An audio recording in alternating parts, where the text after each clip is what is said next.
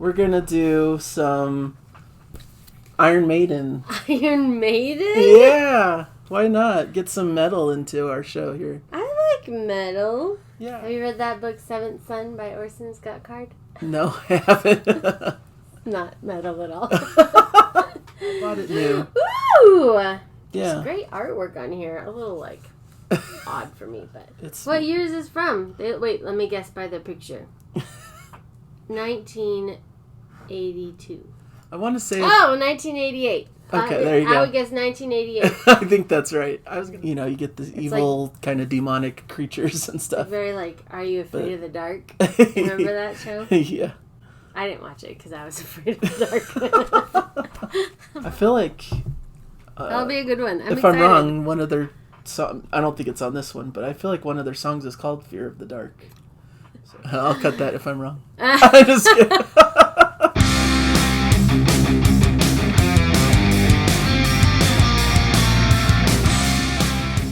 Alright, hello everybody and welcome to Nathan on Shuffle and to our latest episode of Classic Albums 101. So I have Jana here with me. Hi. And this is the show where we listen to a track from a classic album and then later discuss the full album. We don't do the full album reaction, we just pick a track from it and then go off and listen off camera separately and then come back together and discuss what we listened to. So today we're discussing Iron Maiden for the first time. Seventh Son of a Seventh Son is the album I've chosen for our classic albums. I chose this one just because I've heard that it could be maybe one of the more proggier Iron Maiden records, so that kind of fits with my MO on the channel. So they're a metal group. Yes. Right? Yes, a metal group for sure. And yeah, we haven't really done just pure classic metal, I don't think, really. Okay. So I think this will be a fun one. I just decided to pull the title track from it, Seventh Son of a Seventh Son. It's, of course, the longest track. 10 minutes! So we're nearing almost prog tendencies here. You just can't help yourself, huh? No. But I always think what would be best for the channel, and I think this is the most fun one to react to. You always make the right choice, so. Okay. Hopefully. I nudge you, but it's funny. Okay, I think this should be fun. Okay. So you ready to listen to some Iron Maiden? I'm ready. All right. This should be cool.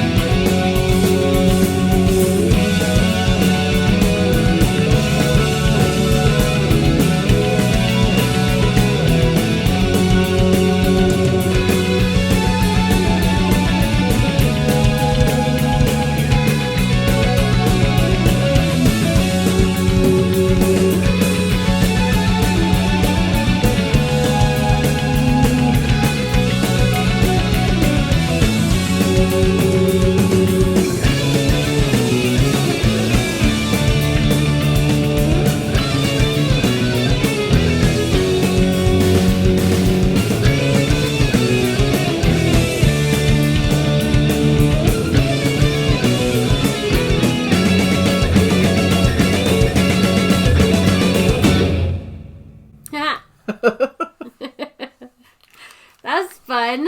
Yeah? Yeah. I mean, I love the sound. I like the sound of like you like that kind metal of and classic heavy metal, and just, heavier sound. going and going and going. But this whole time it was just making me think of a book series that I read. Okay. Which is called, I think the first one is called Seventh Son. But it's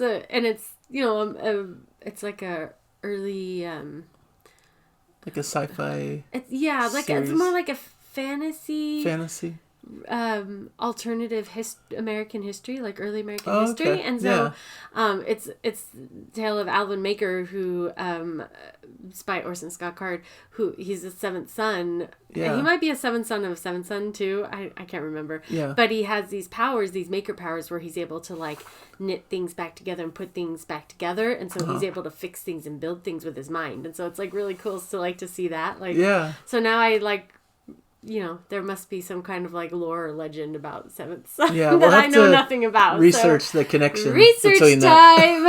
That's why we go off and then research a bit and come back and talk about it more fully. So it's a great series. I think I read up through 6 of them. I don't know if we ever finished the last one. I don't know. Oh, cool. This was like 20 years ago when I was in college or something like that. Interesting. I don't know.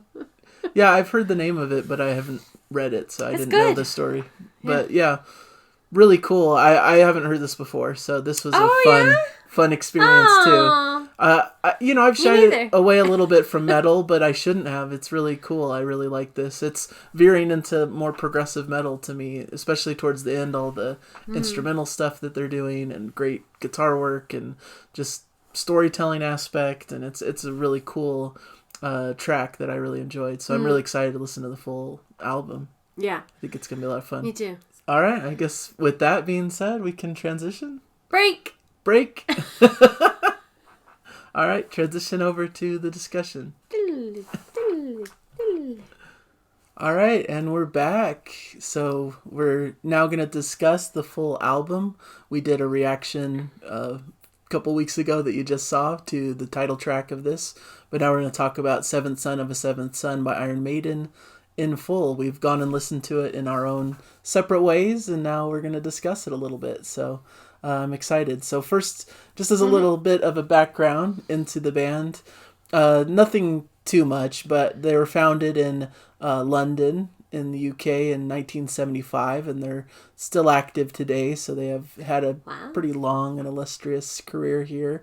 They're known as one of the premier like heavy metal bands, but a lot of progressive rock people tend to like them too because they have progressive rock elements in their music too, and some really great intelligent lyrics and stories. And like this album's a concept album, which is well respected in the prog community as well, but just a really seminal heavy metal band that so many people love, and that's one of the big names when you think about the big influential bands of the genre. So this album that we're talking about, Seventh Son of a Seventh Son, is their 7th album.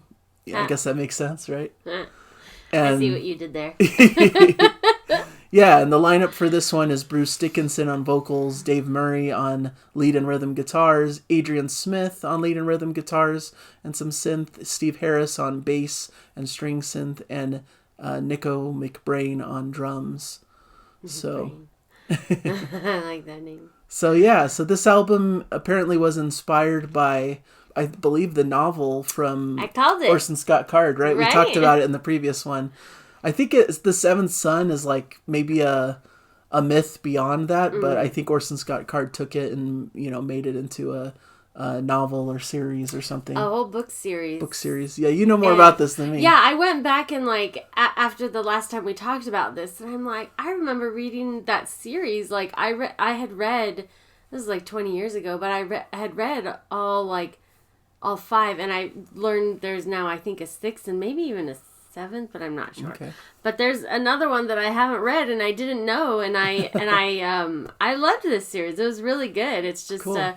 Like a alternative history with a main character who kind of grows up throughout the series and how he navigates life being a maker. He's got like supernatural powers where he can like, if someone is ill, he can like put them back together, like by using his his magical mental powers. Like, it's such a weird way to call it magical, but it's like a folksy type of like power, you know? Yeah. But it was a great series. I loved it a lot. Had a lot of like good versus evil, because there's this power out there called the Unmaker that they eventually name it the Unmaker, that is trying to take him down, because he is somebody who is a good person and trying to do good by healing things and making things. Nice. And so, which it's, you know, what this album is like. Yeah. A lot of good and evil. Yeah, of course. So yeah. Cool. As a prog fan, you know, I love a good concept album, and it sounds like this is a cool story to draw from, and it has a lot of those fantasy, supernatural type elements to it, which I think lends itself well to the music as well. So yeah, first impressions. How'd you feel about the album as a whole? I liked it. It was. I don't know what I expected when last time you said it's a heavy metal album, so I expected heavy metal album. Sure. And so I typically enjoy like a heavier sound and like a metal sound, and I enjoyed this. I enjoyed about 80% of it. So sure. And it's not like I didn't enjoy the others. It's just I liked and loved like 80% of it. And right. So, and I enjoyed the sound of it. I thought it was really good. I thought that I like a good bass line, and sometimes music can have like if there's too much going on, like I have to like tune my ear into the bass line to kind of like help me ground the sound. Otherwise it just feels like too noisy. Okay. And so there were a couple times that this album did that, but when I zeroed in on the bass line, like there was some killer bass lines in this album. I really liked. I think they're well known for their like prominent bass. I think Steve Harris is it was amazing. Legendary figure on the bass, one of the big like founding members of the band, and it's his sound that I think really characterizes a lot of the band's sound in a way. That was really good. My favorite song, I think, by far was the second one. Yeah. What was it called? It's called Infinite Dreams. Yeah. I liked that one a lot. I liked that it had a change of pace like partway through, and it just kind of like, oh, this is, very interesting to my ear. it was just really like, oh, what's happening now? This is really cool. Yeah. So I enjoyed that a lot, and that one I remember having a good bass part too. So I enjoyed that one. Yeah, that was probably my favorite track on the album as well. Yeah. Because it's so good. It's the perfect encapsulation of like this blending the heavy metal style they're known for, but with some progginess, they're like you said, the variety, they switch things up and they do a lot of different things in it. There's some complexity there that I think is really, really greatly done. There's some great grooves, some bluesy guitar lines, and some guitar soloing. We get the pace kind of quickens throughout the song. You get different moments with tempo changes and things like that. And so it's just really cool. A lot of varying moments, some killer guitar soloing, and it's just a really great exploration of this sound. Because I didn't know Iron Maiden really going into this episode. Like, it's always a band on the fringes that I've been interested in, but I haven't really delved too deep because I've always felt like I'm not really a metal guy. Like, I don't really typically like heavy metal music. I mean, I like some of the progressive metal, but I feel like that's probably because of the progressive part of it more than the metal.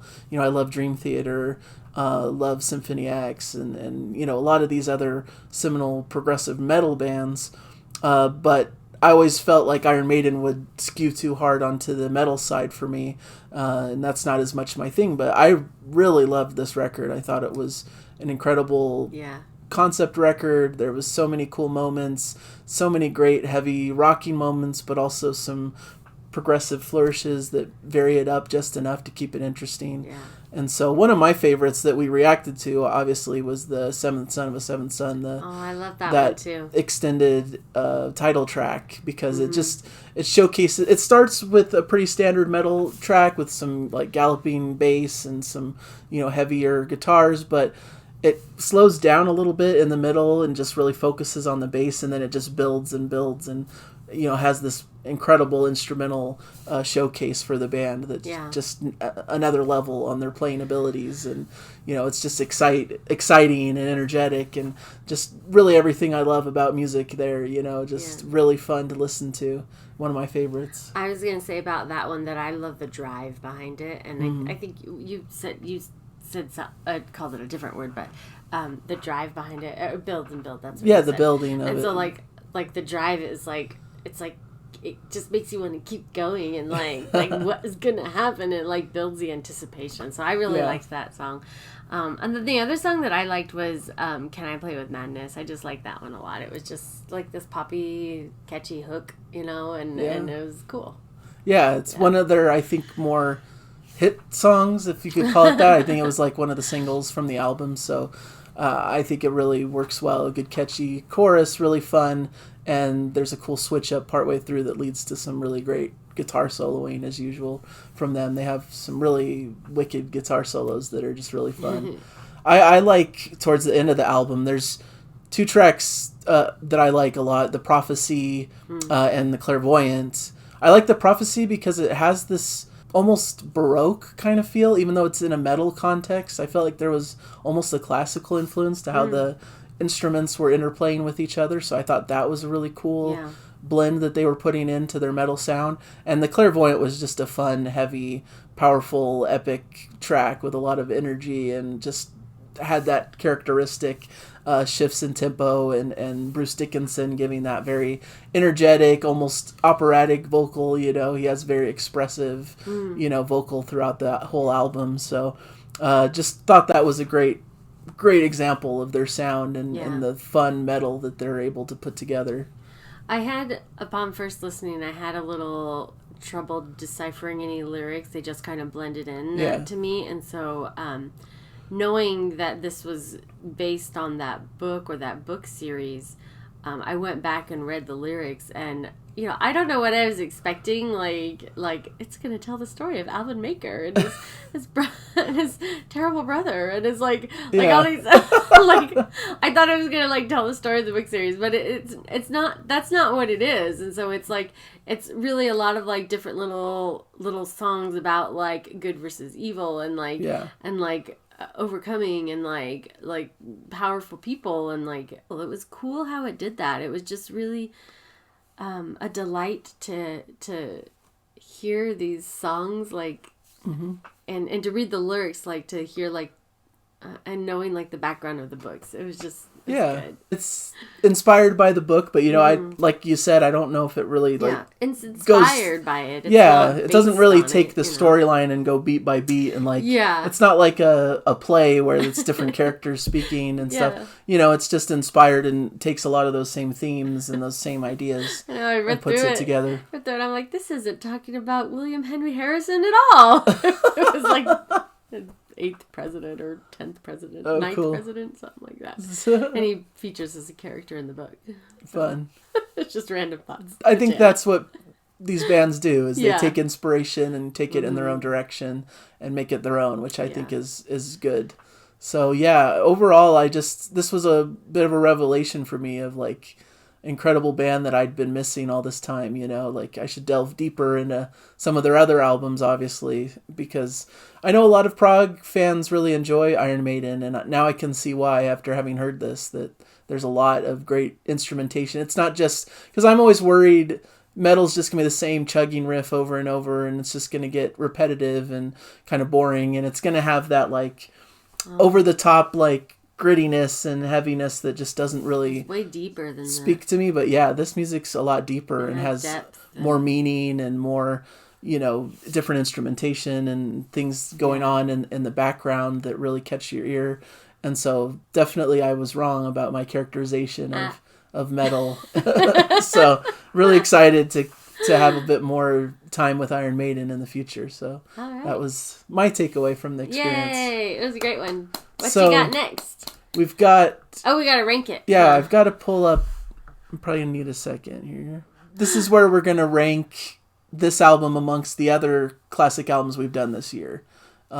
See where it stacks up. My ranking so far is Billy Joel the Stranger as number 1, then the Beatles, Revolver, Lynyrd Skynyrd, Kate Bush, and Supertramp. and I think I would rank this somewhere in the like 3 or 4 range. I think 4. After Lynyrd Skynyrd? Before. So number 3? Yeah, number 3. Okay. I'll put a placeholder there. If I'm wrong. Well, you could always change your mind before the next episode. Okay. What about you? For me, I love this. This was one of my favorites we've done. I don't think it quite knocks out my number 1 spot just because... You have Supertramp. I have Supertramp Crime of the Century at number 1, and it's one of my favorites. I think it has a great combination of progressive rock leanings and some of the like classic rock flavor I love, and I just really love the band, so it's hard to unseat them at number 1.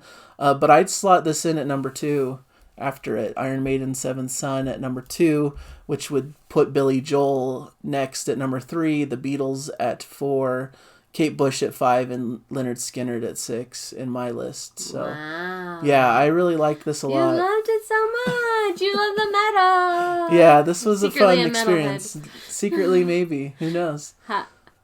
Still having trouble with the like harsher vocals of some of the like more modern metal stuff. There's a couple times where it got a little growly. Yeah, it's not quite so bad in this, but yeah.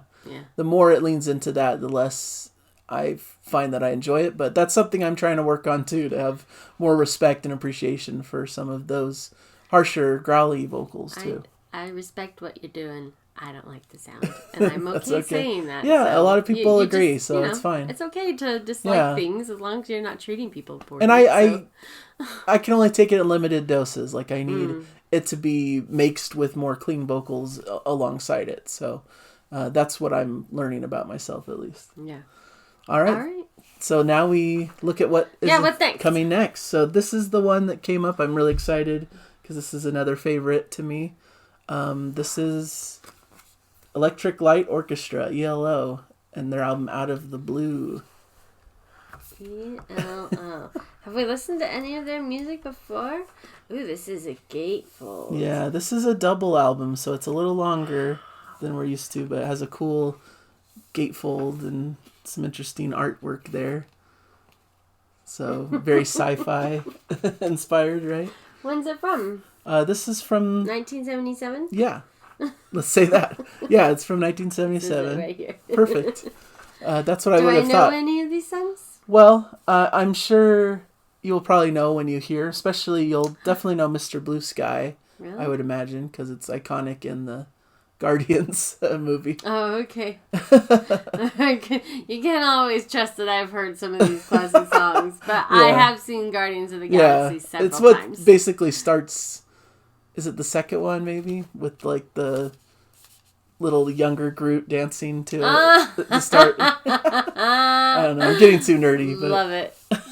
That's not nerdy. That's mainstream.